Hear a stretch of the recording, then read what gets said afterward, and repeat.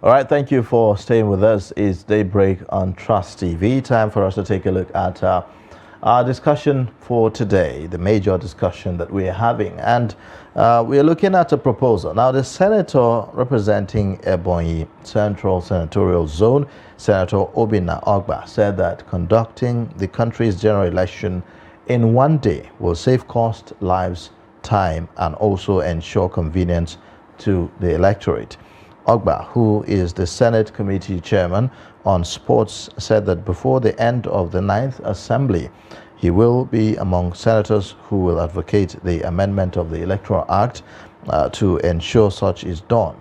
Now, we will be talking about the merits or demerits of this and other perspectives to this issue, and we have Jide Ojo with us in the studio to talk about this issue. Thank you so much for joining us on Daybreak today. Thanks for having me. Happy Easter in arrears. Yeah, same here. Same to you. Same here. Well, very interesting conversation. A lot of advantages, highlighted by the senator representing Ebonyi Central Senatorial Zone on this matter. He talks about cost. He talks about saving lives. We cannot divulge the issue of violence in our process. With the duration of our elections, talking about time and also issue of convenience for the election. We had instances where people travel to and fro, and then to travel and then get to a certain point, and then you're told, oh, it's postponed, and then several things happen and all that, and perhaps in the process some people are disenfranchised and the rest. Let's get your initial reaction to this. What do you make of this proposal, having elections in one day? There are two sides to every coin, and what the distinguished senator has proposed is a welcome development, something that should be given a thought. But I just don't think it's something that needed to be legislated. Let me say, I recall in 2018, February, when the National Assembly introduced Clause 25 into the Electoral Bill amendment. And part of that was to even add 1 day to the 2 days that INEC has proposed to conduct election. And they further said National Assembly election should hold first. I don't know whether, Stella, you remember. Yeah, in 2018. Yes. Yeah, I do. There was an attempt by the National Assembly. And I tell you for free, that was the basis. Clause 25 was the main reason the president withheld assent from endorsing the Electoral Bill Amendment of 2018. It happened in February, because the National Assembly was trying to order the sequence of election, was prescribing to INEC how it should do its work. Meanwhile, the Constitution in Section 15, Clause 15 of the third schedule, Clause 14 talks about the type of people that should constitute INEC, people of impeccable character, 40 years and above, for resident electoral commissioner, 35 years, for national commissioners, 35 years. Prior to then, we used to have the minimum age for the national chairman of INEC at 50. When Iwu was there, Iwu, Ebegobadia, Ephraim Akpata, all of that period, the minimum age for INEC chairman was 50. But after the amendment of the Constitution in 2010, that age limit was brought down.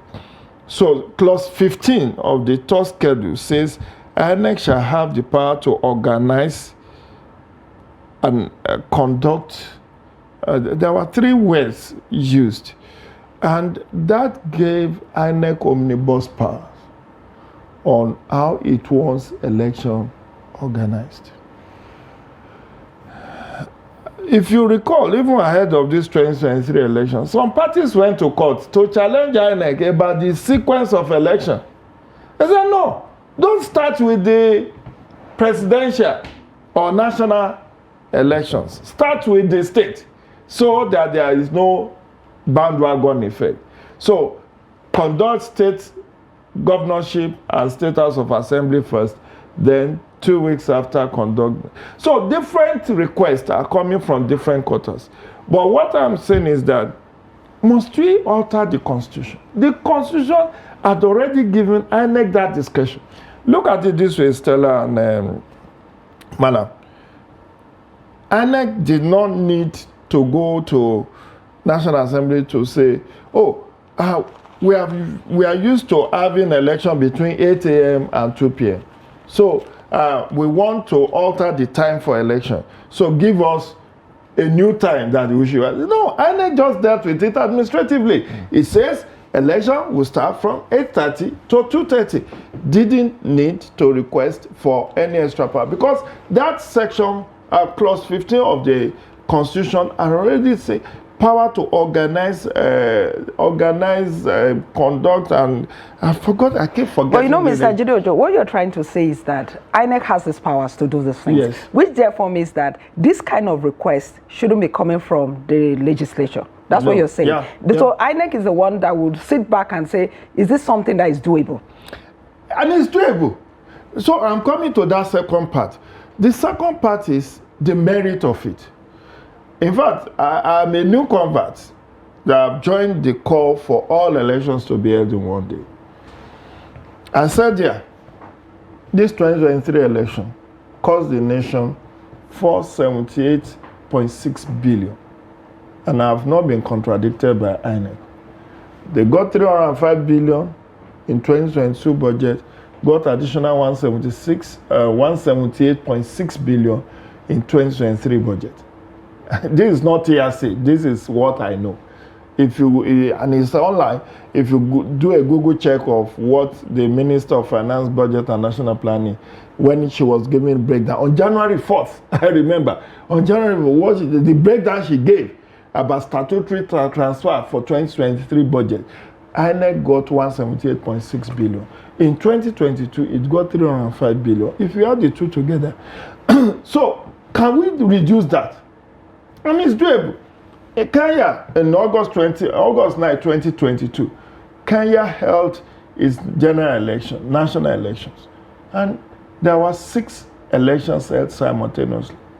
All you just need is additional ballot box. Additional ballot box. Additional ballot paper.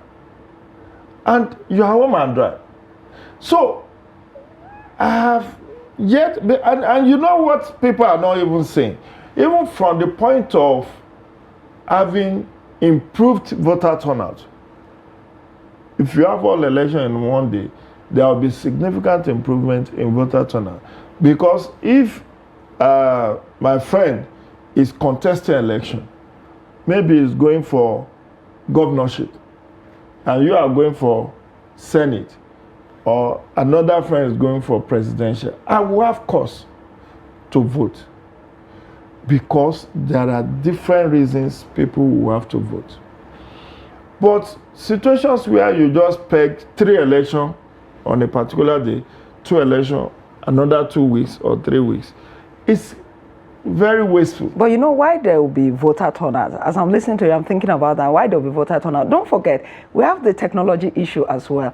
When we had problems with the beavers here and there during this election, they said, oh, it's because when they deployed it for Osun and we saw how effective it was because it was just Osun. Mm-hmm. It wasn't because it was across the country. Now, if you're going to deploy technology for 4 elections in one day, how easy would that be? It doesn't really matter. If you can deploy technology, what does technology do? What does beavers do? The beavers does accreditation. Accreditation, authentication. So you come to the polling unit, you bring a permanent voter's card, and beavers is scanned against beavers, and beavers say, yes, this is from INEC. It's not cloned. So the second layer of accreditation is to check your fingerprints or your facials to be sure you are not impersonating. So that's where it ends. Once that accreditation process is concluded, you are given 3, 4, 5, 6 ballot papers. And you are already, the ballot boxes have been properly designated. Senate, House of Reps, State Assembly, Governorship, President. Even if you made a mistake, even if a voter makes a mistake and drop a presidential ballot in a box meant for governor, that's why when election is concluded, there's what is called sorting.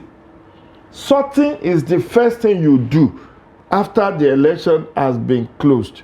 You sort because we have had even situations in the past where one ballot box is used for multiple elections. So in the same ballot box, you can have House of Reps, Senate. So you sort.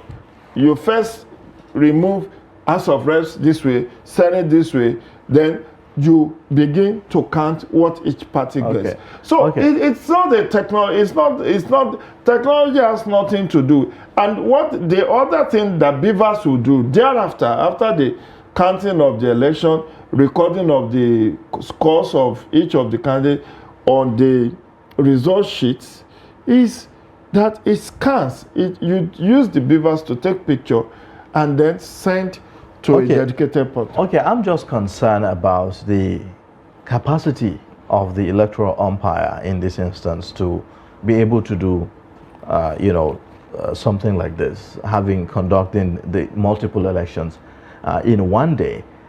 So, for instance, we talk about the manpower of INEC. We talk about logistical issues. We talk about whether or not INEC can be able to accommodate as many people as will turn out for that elections, because we are talking elections at the subnational level and also at the federal level.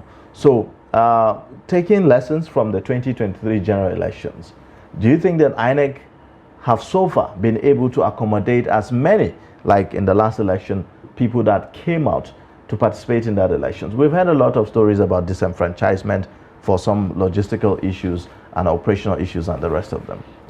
Again, where there's a will, there's a way. The same number, see, I gave you an example of Kenya. Kenya is not more developed than Nigeria. But not as populated as Nigeria, though? Nigeria has the biggest economy in Africa. When you talk population, we just did analysis of 2023 election. The voter turnout was less than 30%. Meanwhile, provision was made for 100%. Now it's like money, it's like you gather naira in paper and you just lighted it. Because that's the waste. Mr. DJ, I want to assume you're talking about voter turnout based on the number of vote cast. Am I right? Yes. So, do you think that is enough to actually determine the turnout of voters based on the total number of vote cast, given the challenges we had in terms of logistics and all the complaints about people being disenfranchised, how people were in thousands in some polling units and could not vote? Again, let's separate wheat from the chaff. My knowledge, and I've been observing election in Nigeria since 1999. You asked me a simple question: should we have all election in one day? And I say yes. And it's something that we can give a thought to for 2027. And we have 4 years to plan ahead of that. You are talking population. American population is about 300 million. They have all their election in one day, even though they have what is called midterm elections. I, seated before you, have been privileged to observe election in US. In 2010 midterm election, when I went there, did you know that even though what you read in the media is, election into Senate and the Congress, there are other elections that are held simultaneously in that same election. like voting for Board of Education, Board of Health, referendum, state referendum, that, okay, you want, do you even know that in US, people vote judges into office? So my experience in 2010 when I went there was that there were 6 elections that took place simultaneously. The media hype is on the political offices, but election in US goes beyond political offices. I just gave you instance that they vote on constitutional amendment, they vote on referendum, they vote on board. All right, but Mr. Jide, yes, they vote on all of that, and it's possible they have all these elections together, right? Yeah. But then they have a different process where you can vote. You don't have to come to a polling unit to vote. Yeah. So if we're thinking of having all of these elections in one day, maybe ahead of 2027, is that something we could also consider, having a situation where you can also vote through other means, not everybody converging on the polling unit? Exactly, Stella, you are spot on. That is what we should be looking at, altering our constitution to allow for multiple voting system. Right now, you only have election for 6 hours. And I have said this. Election for 6 hours will continue to yield low voter turnout. Because voter turnout is tied to a number of factors, which we have not deemed fit to address. Again, I like using the Kenya example. And I've actually observed election in at least 3 African countries, apart from Nigeria, in Ghana, in Uganda, and in Egypt. Let me shock you. In Egypt, do you know that election takes place for 12 hours? 9 a.m. to 9 p.m. And they only have elections inside classrooms, public schools, with perimeter fence.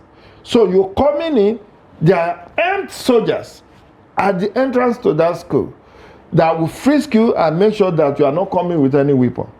You can come with your child, you can come with your wife, you can take selfie.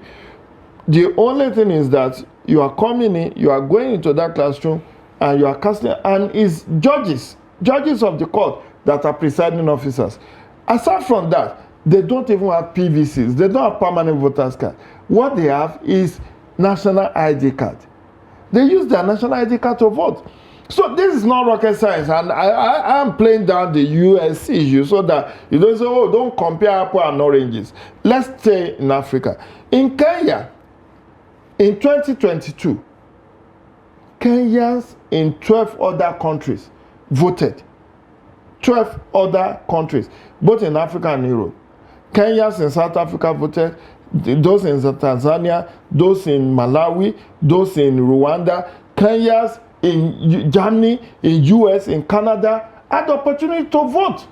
In UK, but in Nigeria, have we allowed diaspora voting? The answer is no. Or what is called out of country voting? The answer is no. In Kenya, election takes place from 6 a.m. to 6 p.m., 12 hours. We are still doing 6 hours and we are making a mess of it. Now, in Kenya, prisoners, those who are in prison, are allowed to vote. Prisoners. So it's not a rocket science. And I just told you that elections held for 6 political offices on the same day in Kenya. It's not about the size of a country. It's the commitment. Okay. It's the fact that you believe in... Okay, there's also what is called early voting. You and I, 3 of us, I'm not sure we voted in 2023 elections. I was doing the media rounds. So, even though I was an accredited observer, I observed under the auspices of the Nigeria Women Trust Fund for the first election, February 25. So I observed in Karu, Maraba, Yanya axis.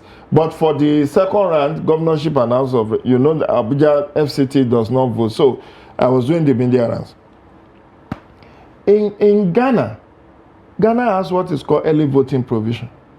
Early voting means those of you who will be on election duty or who are, what do they call it, emergency, no, that is not emergency. Those who are going to be on special service. Essential service. God bless you. Essential services. Those who are going to be on essential service, fire services, doctors, no, journalists, all of the people who are going to be on essential services are allowed to cast their ballot ahead of the day of election. What is done is that they have designated polling units. It's not all the nationwide polling units, only designated. So maybe in FCT there could be 3 or 4 places where, because it's a small number of people anyway, so where they will say in Kubwa, in Lugbe, or in Karu, they can just have 4 places or 5 where people are not going to be, or people are not going to be able to vote on the election day, will have opportunity to cast their ballot. The only thing is that you don't count those ballots. You seal it, keep it safe, and on the day of the general election, you count it. So, but with all the problems we have in Nigeria, what if that box is snatched before the day of counting? That's part of the problem. The lack of trust. You know, one thing Professor Mahmoud Yakubu did, which he is not getting credit for. In 2023, he insisted, and for the first time, we have all election materials printed locally, just like our currency. He insisted. In 2011, how many of you remember the ash cloud in Europe that prevented materials that were printed from coming in, and election had to be postponed? Now, this time around, the huge sums of money stayed within the economy. Nigeria Printing and Minting, and other big, printing. But before then, the issue of trust has rubbed off, and it happened even in this election. Binani, whose printing press was used to print some of the sensitive documents, was dragged. INEC was, said, oh, you empowered her so that she could win, she could get money to win election. INEC said, well, our company did well. She's not on the board of the company, and we found her the company competent to do business with. Another thing to worry about today is whether or not having all the elections in one day could result in the bandwagon thing, having the top to bottom kind of effect, where people just vote parties, political parties, and without consideration to the individuals contesting for the various offices and the rest of them. Is that going to have a negative impact? Again, let me say, research has not corroborated your position. And I'm happy for this opportunity that Trust TV has given me to educate Nigerians on this. There was a revolution in 2023. We have not come to terms to it. When I received the senators elect, House of Reps elect from INEC, and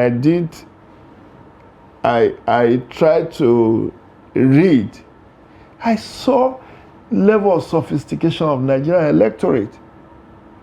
In the same election, in February 25th, in Nasarawa, they were voting Labour Party for president, but 2 out of 3 senatorial elections in the same Nasarawa was won by SDP, not by Labour Party. So where is the bandwagon?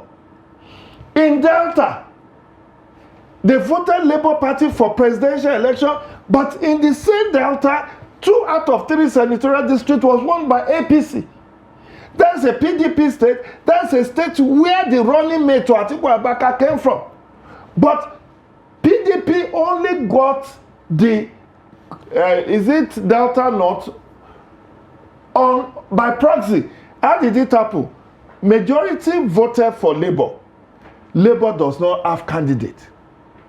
So the next person, Nediwoko, came second, but because Labour did not have candidate, he got the certificate of return as the winner. I don't know if you get my drift. But the sophistication I'm referring to is that in the same election, held on the same day with all the so-called revolution and all of that, people were able to still distill that for this particular election, we vote president for this one, we vote this other party for this one. So the bandwagon effect that we were afraid of, that Nigerian voters is so that if you have presidential election, that even as we have the two-layer election now, because APC won on February 25th, it means APC will win landslide and mudslide on March 18th. Did it happen? It didn't. In Oyo State, APC won 33 out of 33 local government for Asiwaju. 33 local government that Oyo State has voted APC on February 25. 3 weeks after, the governor is PDP, Seyi Makinde, about 30 to 32 local government voted Seyi Makinde 3 weeks after, the same electorate. Yeah, but do you think that this would have been the case if these elections were held in one day? That is why I gave you two scenarios. The Nasarawa example, 3 ballot papers were given to people at the same time. It's not like you go come. 3 ballot papers were given, and then I voted for president, I voted Labour. But for Senate, I voted SDP. I didn't even vote PDP. I voted SDP.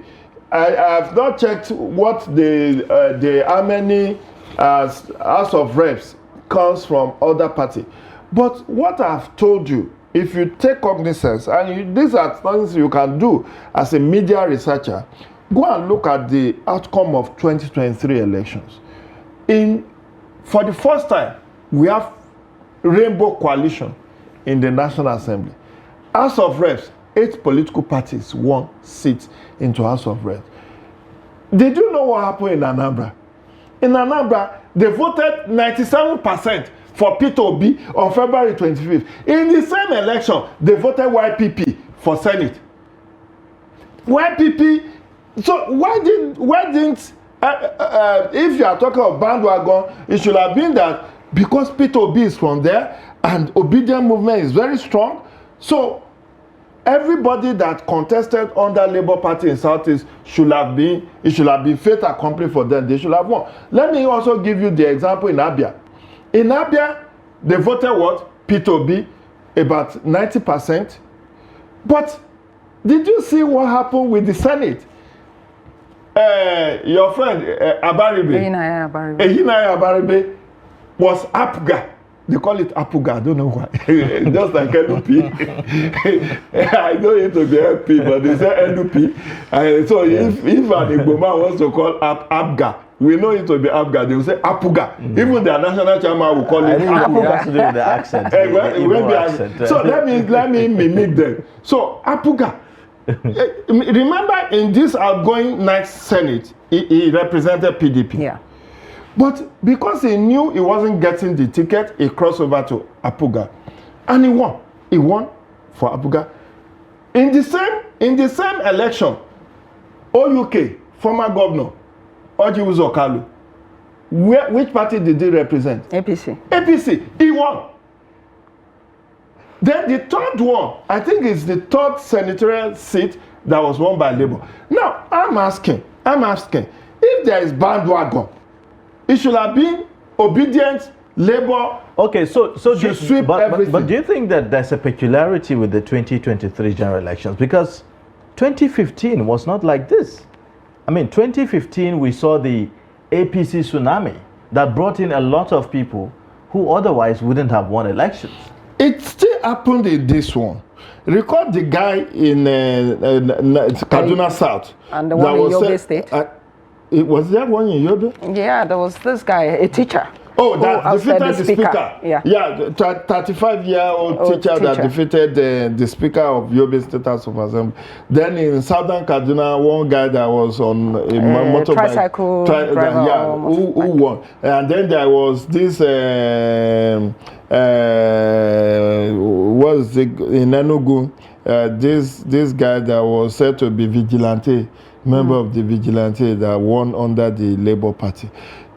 See, as a political scientist, I don't like to parrot popular beliefs that is not rooted in empirical studies.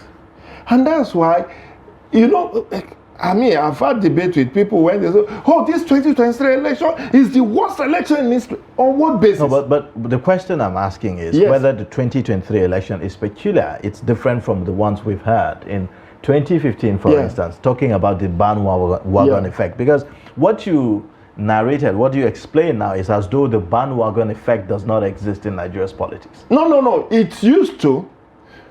But you see, with the help of technology, and the advancement in political consciousness of Nigerians, don't forget, our success democratically has been incremental. It has not been revolutionary.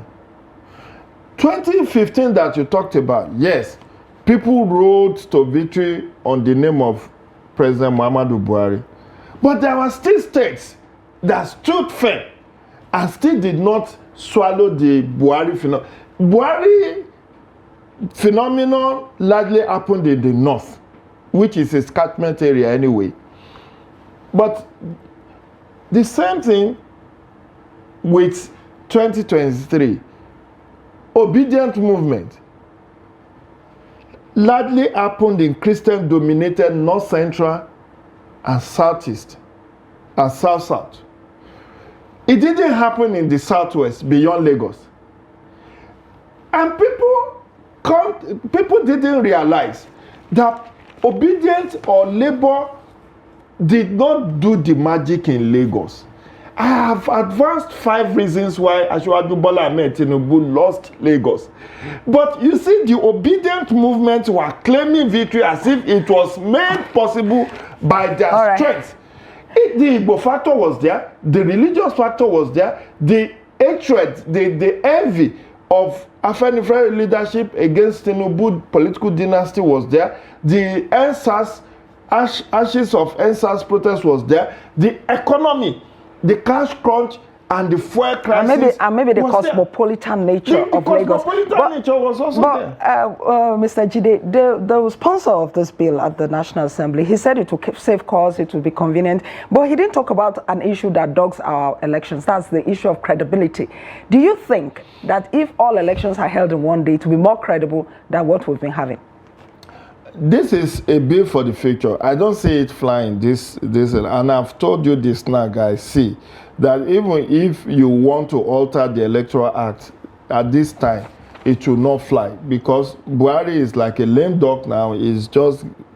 He has barely 1 month left in office. I'm not sure he will give vent to wanting to assent to any alteration. And I've told you that even if they decide to alter the Electoral Act, it will not. So what we are doing is... No, what I'm saying is, it's not about the bill as it were. It's about the fact that, let's imagine that even INEC says, okay, we're going to have these elections in one day, all 4. Yeah. Would it be more credible than what we've been having? I should think so. I should think so on the basis that we are improving.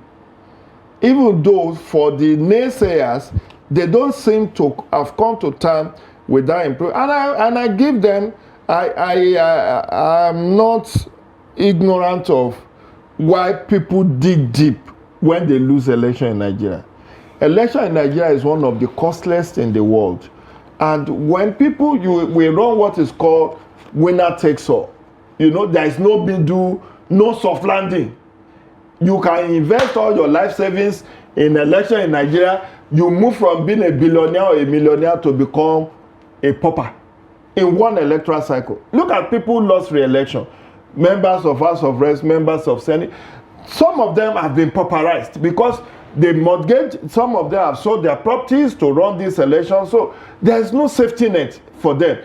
Unless they found accommodation in getting appointment when the incoming administration comes. So for that reason, people cannot process defeat, which is why it's winner takes all. Because it's winner takes all, because it's first past the post. So by virtue of 1 vote, I defeat Bala, I win everything, I become a big man, he loses everything, even if he almost got it.